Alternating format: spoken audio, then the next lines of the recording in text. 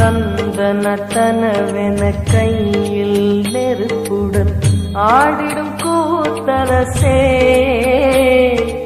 அம்பலம் போல் எங்கள் நெஞ்சகம் உள்ளது, அம்பலம் போல் எங்கள் நெஞ்சகம் உள்ளது, ஆடிடுவாய் உடனே எங்கள் அருணாச்சல சிவனே.